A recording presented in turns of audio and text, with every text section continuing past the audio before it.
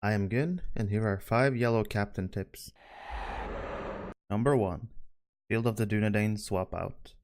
Shield of the Dúnedain is one of the strongest cooldowns a captain has. It's a 10-second duration, minus 75% incoming damage, which is a really strong buff. Get SOD, you trade all the way down into yellow until you reach the skill at the bottom. There's a way you can make it even stronger.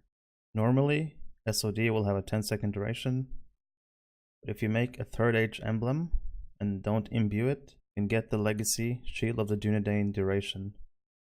Max it out and it's 10 seconds. So every time you're going to use SOD, you equip your 3rd age emblem, use SOD, switch back to your old emblem. As you can see, the duration is 20 seconds. Having SOD for 20 seconds instead of 10 seconds can make a huge difference in a fight. This is something I recommend every captain to get. Number 2. Use Grave Wound taunt from behind.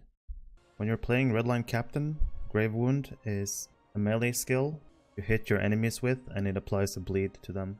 But if you switch into Yellow Line, you can trait right here, Demand Attention, which makes Grave Wound a force taunt. So as you can see, Grave Wound now is the same, only that it has a forced attack for 5-second duration. The difference between this and, let's say, a Ray from a Guardian is that this skill can be blocked or parried. Let's look at an example. I step in front of the boss, I use Grave Wound, go back. As you can see, the troll is still on the Bjorning. He blocked my Grave Wound and my first taunt didn't work. So next I'm gonna try to hit him from behind. Let's see what happens.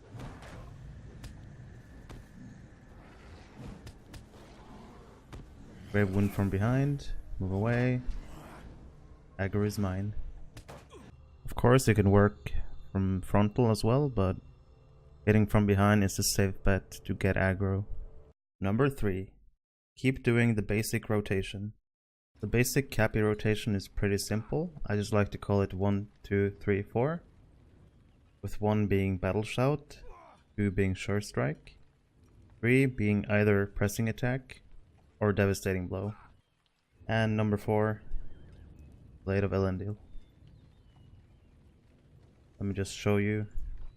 1, 2, 3, and 4. Here you can see the rotation. 1, 2, 3, and 4. Which I just showed you. So number 1, Battle Shout, 20-second cooldown.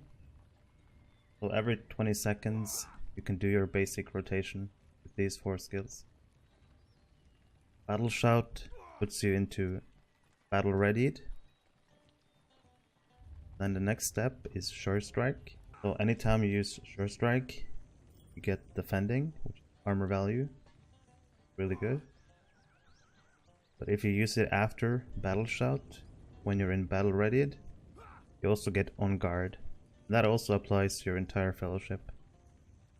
Let's just have a look real quick. Battle Shout, Sure Strike. You can see I get my armor value. I can keep refreshing that by using Sure Strike, the short cooldown. But also get the On Guard. That also applies to my fellowship. The next step in the rotation is number 3, Pressing Attack or Devastating Blow. I like using Pressing Attack because it's AoE. You can use it on the run whenever. Let me just show you. I can just use it anywhere and get the effects. Pretty good. Compared to Devastating Blow, requires you to target something, stand near it to hit it.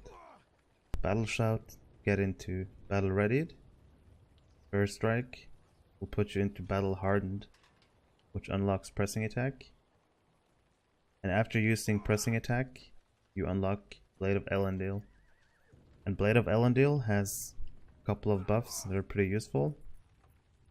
Every time you use it, It causes the next attack against you to deal 20% less damage. Let's take a look.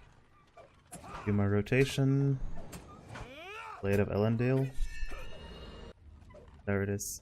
Elendil's Fortune. It stays for 30 seconds. When you get hit, you take 20% less damage. Another effect is Light of Elendil.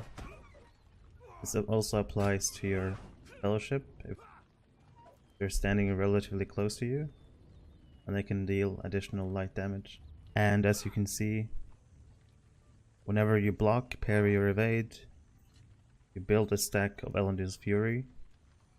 And when that's at stack 5, and you use Blade of Elendil, you get a defeat event. Right here, I built up Elendil's Fury, which is going to give me a defeat event the next time I use Blade of Elendil. And finally, on a side note here, there's also situational awareness. You trade 5 points into it. Every time you use 3, 4, and also Routing Cry. 50% chance to trigger, +8 evade chance.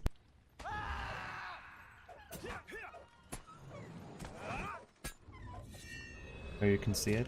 My pressing attack triggered situational awareness evade. There you have it. It's the basic rotation for a captain. You just use the basic rotation. It's gonna help you survive. Number 4. Banner placement. You trade 5 points into your yellow banner. It becomes targetable on the ground. You use your banner skill. You now get a cursor where you can throw out your banner. If you only put 4 points into it, it'll drop under you. I'm gonna show you why having it targetable is a good thing. Imagine this training dummy being a boss that I'm tanking, like this. And this guy here are gonna be ranged DPS. And this will be the healer. So, if I only traded 4 or less points into the banner, it will drop right underneath me, like this. And as you can see, my DPS gets the banner. That's about it. My healer does not get the effect of the banner. When you drop your banner, there's a big square around the banner where you can get the effects. So, instead of dropping it right on your feet, you could drop it slightly ahead of you. As you can see, I'm in the banner, my whole entire fellowship is in the banner. Whenever you drop your banner, you drop it a little bit in front of you, depending on where your group is. If you had fellowship members over here as well, you would try to throw it right here. That's just a little tip for placing your banner. And number 5, Cry of Vengeance. Any captain has the basic revive skill, Inspiriting Call, which is out of combat, just your basic revive. But as a cappy, you also get an in-combat res, which is Escape from Darkness. It's a 4-second induction, and your target gets rest with 50% morale. What I'm going to show right now is a must-have for any captain. It doesn't matter if you're a red cappy or a yellow cappy, you trade down into blue, and you reach Blood of Numenor. Putting 1 or 2 points into it is only gonna make Escape from Darkness stronger. You revive with full morale.